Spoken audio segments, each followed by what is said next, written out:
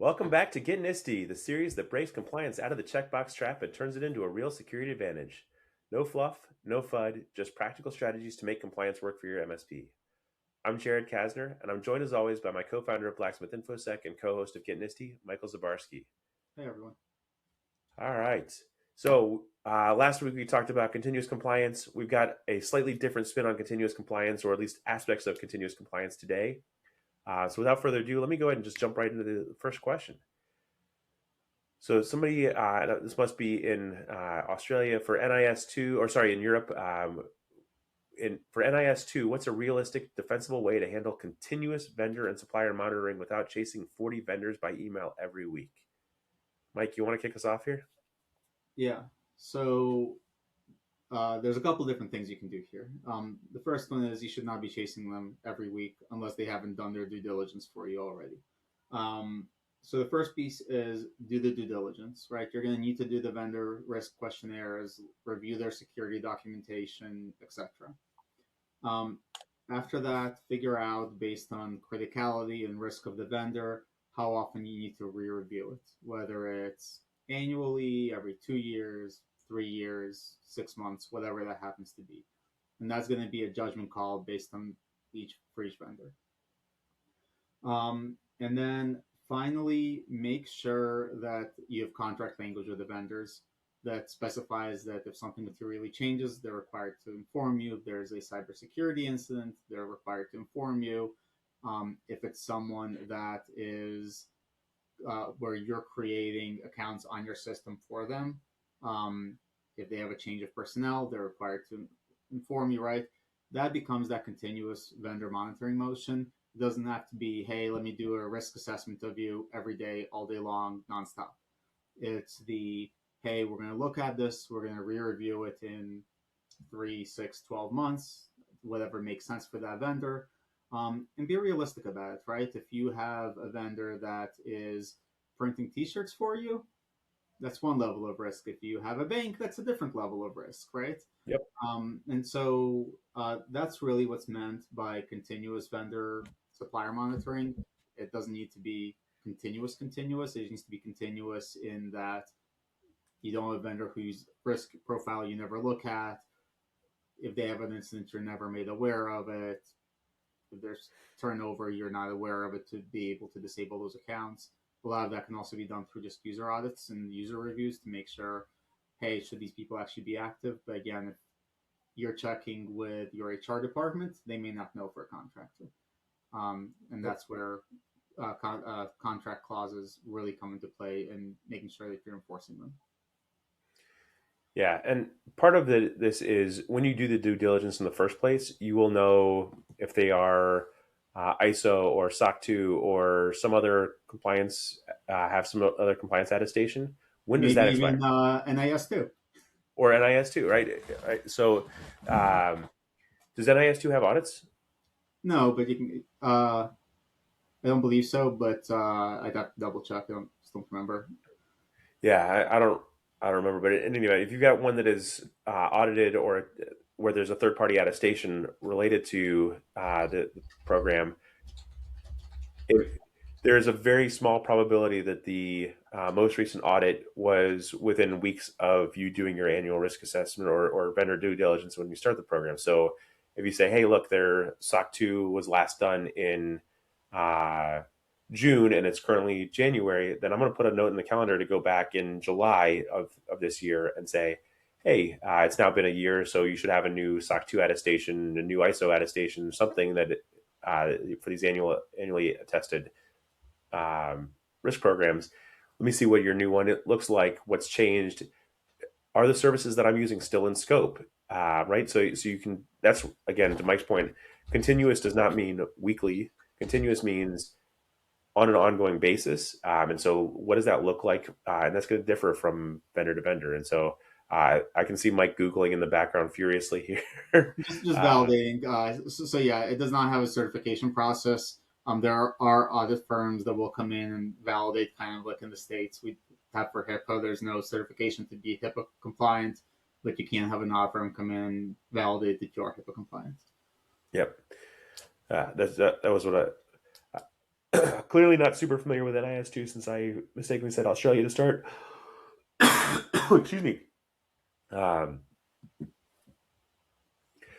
but yeah, it's that continuous motion is really about doing the things that make sense, right? It implies a level of intelligence or thoughtfulness, is maybe the better word, and intentionality for how you are approaching working with third party vendors. And to Mike's point, it's going to vary from vendor to vendor. It's and there's a spectrum, right? It's if you have ones with third party attestations, if you have ones that are dealing with super critical data, if you're using somebody who is tracking, if you're a healthcare organization and you're tracking your protect health information in that external system, maybe you even put a news alert about them just in case they end up in the news, and you want to make sure that you're tracking that. If it's your sim, you might want to have them in the news so you can see what's going on. Right? You can put Google News alerts, and right. So there are ways that you can do this kind of continuous tracking without it necessarily adding a huge amount of burden to your organization. And then you can look at those news alerts and say, oh, I better reach out to Mike and figure out what's going on with company X that he works for and figure out, right? It's okay to reach out to your contacts and ask them on a periodic basis. It's okay also to look at it based on some external trigger. But yes, to Mike's point, get stuff in writing about what their obligations are as far as notifications in the event of a disaster as well. Yeah. And if they have nothing, and even if they have something, put stuff in the contract with them. Um, Even if you're a small company, you can still redline contracts. Some of the larger companies will tell you to go and not care about you and won't let you redline it. I have found that medium to small businesses will absolutely let you redline their contracts. So go through it and make sure that whatever contract language is, there is a breach notification clause. Yep, I have been shocked, honestly, sometimes at the red lines that even at a two-person company I've been able to get away with when dealing with even very large vendors. It's pretty incredible, actually, how much they will let you work through, and especially if you can point out holes in their contracts or language that you need to have in order to be manage your own compliance. So um, there are times where lawyers can be actually very helpful to you, especially as a small business, and so make sure to lean on those. We Mike and I like to joke that lawyers have no business in compliance, right? At least when it comes to reviewing your security policies. But the reality is there is an awful lot of help that your lawyers can give you in terms of setting up your contracts the right way to make sure that you are protected from that third party risk. And more importantly, as you're doing those or setting those contracts up, it's not enough to just say that they will notify you in the event of a breach or incident or whatever else. You need to actually have teeth in there, right? If it just says they'll notify you and there's no clause that specifies what damages there are or caps the damages, great. So they're in breach of contract. But if you have no way of going after them or protecting your clients when that happens, then what good is it, right? So the contracts are actually important, not just from a does the thing exist, but also how are you protected or how are you dealing with it when something bad does happen, or if something bad does happen, because hopefully nothing bad will happen, but we don't Yep. live in hopes and dreams. Cool. I mean, I do, but Serendipity, I believe, is the word to use. yeah, well, look, we do live our lives through serendipity, but uh, um, cool. so Mike, we talked a little bit briefly about how NIS2 does not require a third party audit, but when they talk about defensible way to handle that continuous monitoring, when I think about defensible, I think about how I'm going to defend this to an auditor, and that auditor might not be a neutral third party who is giving me an attestation. That person might be one of my clients, and so when I think about defensible, how do Yeah. if I'm doing this continuous monitoring that is really focused on like point in time check-ins, hey, I know your ISO certification is going to be up in June, like how do I defend that or make sure that my clients who are asking me to fill out security questionnaires know that I'm taking this seriously? Yeah. So there's two pieces to this. First of all, it could be clients. Second of all, it could be a regulating body, right?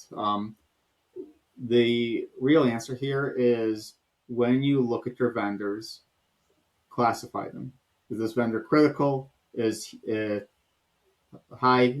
Is it like, what's the category of the vendor? How important is this vendor?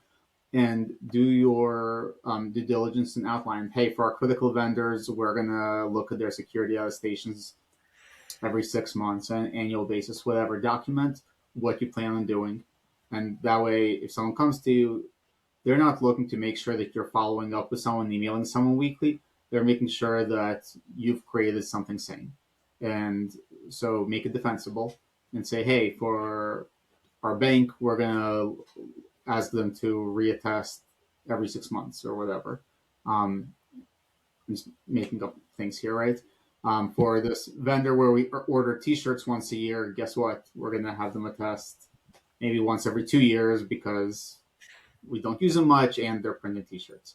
Um, so really classify your vendors, and once you classify them, figure out for each class of vendor, whether it's critical, high, medium, low, what does that motion look like, and that way it'll be defensible. You can say, hey, this vendor came in here, and you may have someone that argues with you, hey, we really believe they should be a critical vendor. You've made them a high vendor or a medium vendor.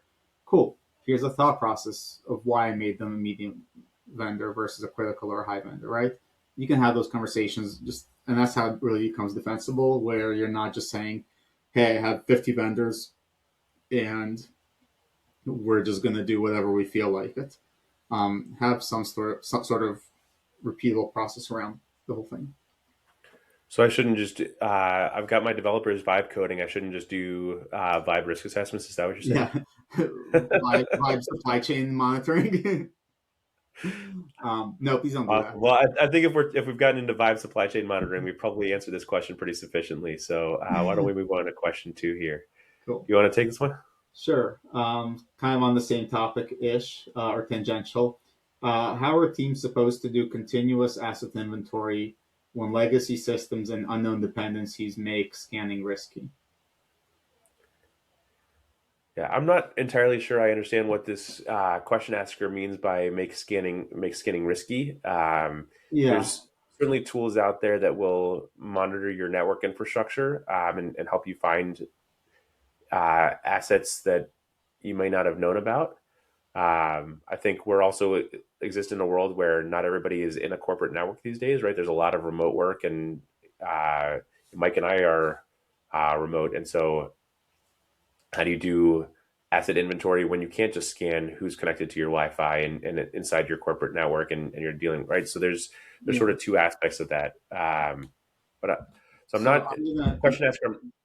I'm gonna interject a little bit. I don't know if this is what the person who asked the question meant, but I've seen before where you do a vulnerability scan and all of a sudden phones go offline because you hit a port that they're not used to seeing, and all of a sudden, as we always say, the SNIOT stands for security.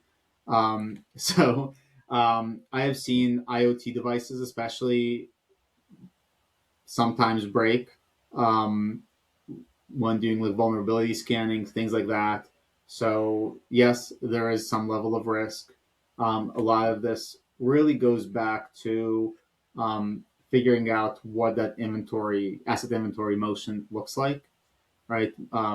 For a lot of our partners, they're leverage Microsoft, so ideally all their devices are registered in Intune, or some whatever MDM they're using or whatever RMM they're using, and they're continuously being inventoried and updated and checked, etc. At least on the MSP side. For SMBs, again, you're not going to have an RMM, but you will have an MDM, again, ideally, for keeping track of laptops, desktops, phones, etc., tablets. Um, where it gets a little more grainy is all your other network devices, right? The printers, firewalls, switches, etc. All of this can be managed through a combination of central management pieces. A lot of switch vendors will have a cloud solution now for reporting across multiple locations, even. Okay, here's all our switches, all our firewalls, etc. Um, and then the other piece of this is going to be the scanning, looking for devices that either are not on the network and shouldn't be, or on the network and should be, and you were unaware they were there or forgot they were there. And so there's different ways to kind of keep inventory and have it be, again, continuous does not need to be every second of every day. Um, if you register your devices with an RMM or an MDM, then that will be continuous as devices check in. But for network devices, IoT devices, again, similar to the previous question, have a same cadence of, hey, we're going to conduct inventory weekly, monthly, quarterly, annually for these types of devices. We're going to do vulnerability scans to identify if someone plugs in a random switch, stuff like that. For most AP providers now, assuming you're using no business class APs, will look for rogue AP devices, so things like that as well. Yeah, I was going to say, to the extent that you have a corporate network for things to connect to, first of all, network segregation is going to be one of your best friends here as well. So having the corporate network or corporate SSID and the guest SSID is going to help you considerably as far as letting things onto the network. Oh, I'm going to Um, interrupt you for a second, really quickly. For your public or guest SSID client isolation, so that Joe who connects to it and Jane who connects to it cannot talk to each other, is really important. yep. Um, Train of thought. Sorry. Yes. Anyhow, so having those separate SSIDs will be your best friend, but to Mike's point, also when you have the APs configured properly and they are telling you who's on the network, that will help you find and identify the devices, even those legacy devices that are not able to connect into your RMM or MDM solution. You'll still be able to at least track that they exist on the network and when they last were online. And that's true whether they are plugged hardwired or wireless. Um, but Mike, I kind of want to flip the question a little bit here, right? Because we exist in a world of BYOD, bring your own device, right? So there's not just even if every laptop is corporate issue, there are also phones and tablets and other devices that are not corporate issue that are still going to be connected to the network that might even need to be on the corporate network, right? If for whatever reason, and not on the guest network, that might need to be able to connect to the Yep. printer, and so it can't be fully client isolated, and still needs to have the network access to the printer. That still might need to have access to the corporate shared drives and things like that. When it's not a company owned device, you still want to have some level of asset inventory, or at least track that that device has access to things, right? Yeah, so there's two pieces, and I'm going to take a step back before I answer that question because there's something that you said that I just want to bring up really quickly. Guest Wi-Fi versus internal Wi-Fi. Uh, yes, have two Wi-Fis. Also, make sure they go to two different network segments because I've seen before where people have guest Wi-Fi and internal Wi-Fi and they go to the Oh same God, VLAN. Um, so please don't do that. yeah. um, If your guest network can talk to your corporate network, you've got a different problems, and probably need to have a Um, different conversation with anyways, somebody. So now that I'm off that soapbox, the short answer is, and this is the hill that I will die on. No, anything that has access to company data should be company managed in some way or fashion. You should have MDM. You can scope it. Doesn't have to be full control. It can be again if it's Intune through the company portal app. But you need a way to wipe company data off of personal devices. Full stop. Um, it just has to be. yep, um, because the company otherwise taking on way too much risk. You have no control over the device. So someone doesn't have a PIN code, someone has turned off encryption. Now, for iPhones, you can't really turn off encryption. For Androids, you still can. Um, right? And so, like, you have no control. Somebody could have a passcode of 1111 on their iPhone and they have access to all your corporate data and company data. Like, you need control over the devices. You need to be able to enforce some level of policies. Um, and what that level of control is can be different. Again, whether it's you segregate company data into a location on the device and you can wipe that portion of it, or you understand that and you take on that risk, and then yes, you're not inventorying it and you have no clue where your company data is or what's happening to it. Yep. And we understand, or I understand, that Jared understands as well.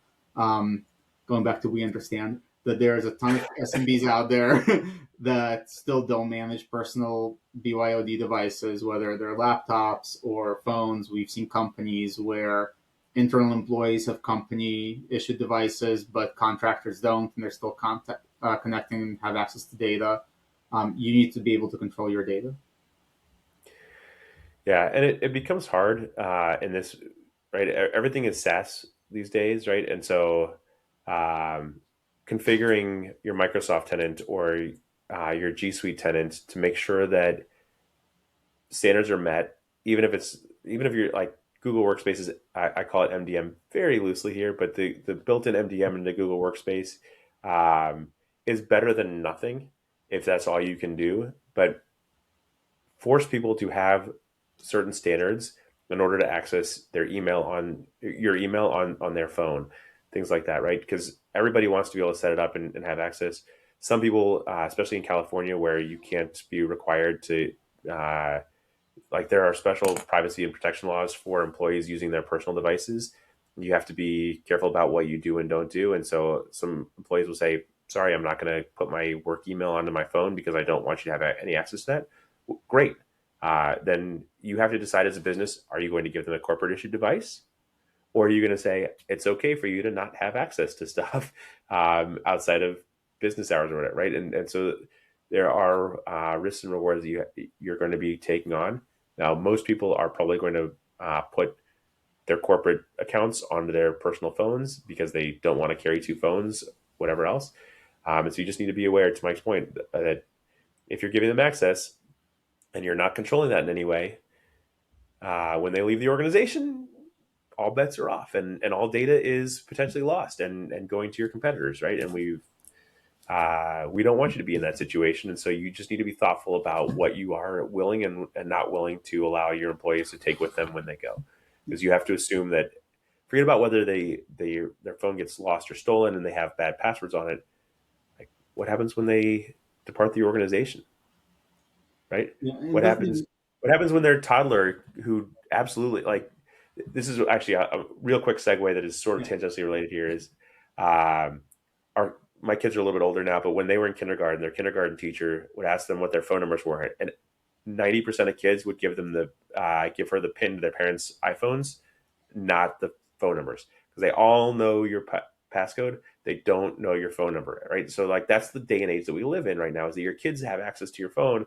They might even have it like if they've got access to your phone, do they also have access to your corporate email and all these, right? What happens when things start disappearing or moving around, not because of malice or leaving the organization, but because you've got a toddler who has access and doesn't know, right? And so, that's the you know, best social engineering hack I've heard in a long time. I'm definitely gonna start a daycare and use that.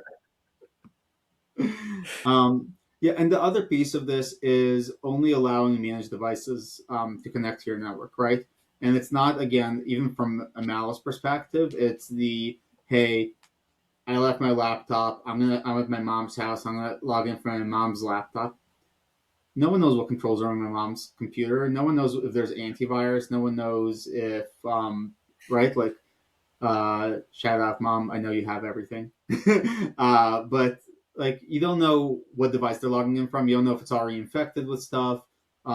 Make sure you know what devices are connecting to your data. yep. All right. Well, I think that probably puts a nice bow on this here. Mike, what do people do if they want to get their own questions answered? Yeah, reach out to us. Go to blacksmithinfosec.com/ask. Put in some questions. Love to answer them. And if you want to join me in my new daycare venture, it's going to be blacksmithinfosec.com/daycare in a couple minutes here. Awesome. Thank you, everybody, for joining us today. Please hit that follow button on whatever podcast platform you're listening to us on so you make sure you don't miss an episode. And we'll be back in your feeds next week.